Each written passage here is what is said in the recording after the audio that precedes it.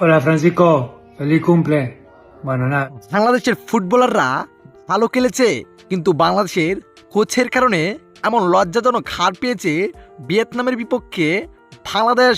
দর্শক, বাংলাদেশের খেলা দেখে রীতিমতোই প্রশংসায় ভাসালেন বাংলাদেশের ফুটবলারদের লিওনেল মেসি এবং বাংলাদেশের কোচ কাবরেরাকে রীতিমতো অপমান করে কি বললেন তিনি, যা মুহূর্তে ভাইরাল।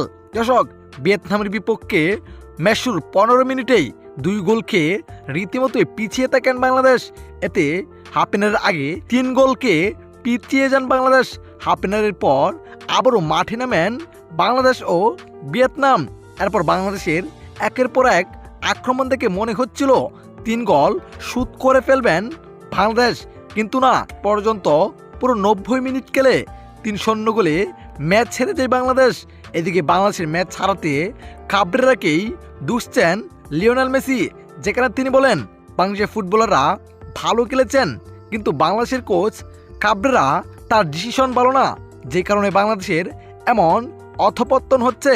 বাংলাদেশের কোচ পাল্টালে বাংলাদেশ আরও উন্নত হবে এবং কি তারা এশিয়ার সর্বোচ্চ শক্তিশালী দলের পরিণত হতে পারে। তো দর্শক, আপনার কাছে কি মনে হয়, আসলে কি বাংলাদেশ কোচ কাবরেরার দোষ রয়েছে এই ম্যাচের হারাতে? অবশ্যই আপনার মতামতটি আমাদের ভিডিও নিচে জানাতে ভুলবেন না। ধন্যবাদ।